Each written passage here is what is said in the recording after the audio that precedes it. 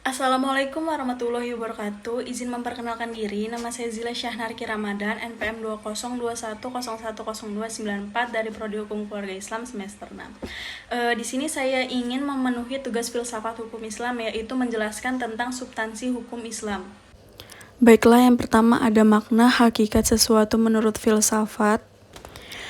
Adapun definisi hakiki atau esensial adalah yaitu hakikat sesuatu pengertian yang abstrak. Mengandung unsur-unsur pokok yang diperlukan untuk memahami suatu golongan tertentu dan untuk membedakannya dari golongan-golongan lain, sehingga sifat-sifat golongan tersebut tidak termasuk dalam hakikat itu. Yang kedua, definisi yang disebut dalam ilmu mantik atau logika sebagai jami atau memuat dan mani atau menolak adalah definisi yang paling penting dalam ilmu pengetahuan dan filsafat. Adapun definisi tersebut itu tersusun dari jenis yang terdekat atau genus proximum dan perbedaan spesifik atau differentia specifica. Yang pertama ada jenis atau genus, ialah setiap pengertian yang menyatakan hanya sebagian dari hakikat sesuatu. Artinya pengertian tersebut belum menyatakan hakikat sesuatu itu seutuh-utuhnya. Dan yang kedua, perbedaan spesifik atau differentia specifica ialah setiap pengertian yang membedakan golongan atau spesies dari jenis dan genusnya. Misalnya berakat budi, membedakan manusia atau spesies dari hewan atau genus. Dan yang kedua, ada pengertian filsafat hukum Islam. Filsafat hukum Islam sendiri terdiri dari 3 kata, yaitu filsafat, hukum, dan Islam. Filsafat hukum adalah pengetahuan tentang pemikiran mendalam, sistematis, logis, dan radikal, tentang berbagai aturan yang berlaku dalam kehidupan manusia, baik aturan bermasyarakat maupun aturan bernegara. Sedangkan hukum di sini dapat diartikan peraturan-peraturan tentang perbuatan dan tingkah laku manusia dalam lalu lintas hidup. Secara ringkat, hukum berarti ketetapan. Yang terakhir, adapun pengertian filsafat hukum Islam adalah kajian filosofi tentang hakikat hukum Islam, sumber asal muasal hukum Islam, dan prinsip penetapannya serta manfaat hukum Islam. Dengan demikian, yang dimaksud dengan filsafat hukum Islam adalah setiap kaidah, asas atau mabdah, aturan-aturan pengendalian masyarakat pemeluk agama Islam. Kaidah-kaidah itu dapat berupa Al-Quran, hadis, pendapat sahabat dan tabi'in, ijma ulama, fatwa, lembaga keagamaan. Filsafat hukum Islam diartikan pula dengan istilah hikmat at-tashri'. Dan yang terakhir ada faktor yang menjadi ciri filsafat hukum Islam, yaitu 1.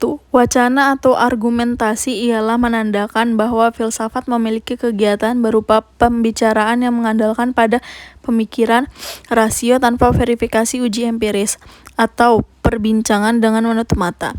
Kebenaran filosofis tidak memerlukan pembuktian atau tidak perlu didasari bukti kebenaran, baik melalui eksperimentasi maupun pencarian data lapangan.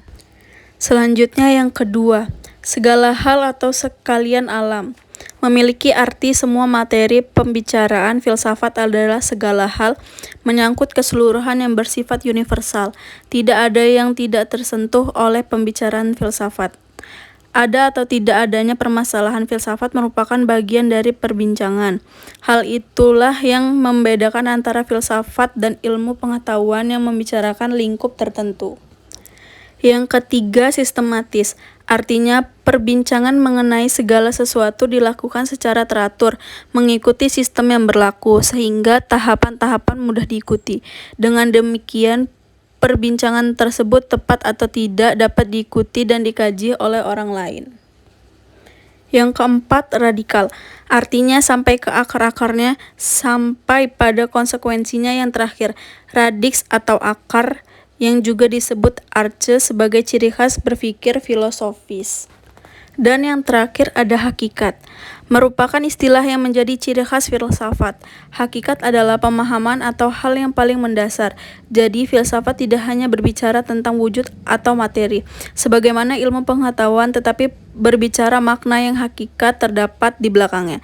Dalam filsafat, hakikat tersebut sebagai akibat dari berpikir radikal. Baiklah, berdasarkan 5 ciri berpikir filosofis tersebut, dapat diambil pemahaman bahwa filsafat merupakan kebebasan berpikir manusia terhadap segala sesuatu tanpa batas, dengan mengacu pada hukum keraguan atas segala hal. bahwa sekalian alam dan segala hal dapat dilihat dari berbagai hal sudut, melalui kontemplasi pemikiran yang sistematis, logis, dan radikal. Baiklah, sekian dari penjelasan saya mengenai substansi hukum Islam. Jika ada salah, saya minta maaf, dan semoga apa yang saya sampaikan dapat bermanfaat bagi kita semua. Terima kasih, saya akhiri. Wassalamualaikum warahmatullahi wabarakatuh.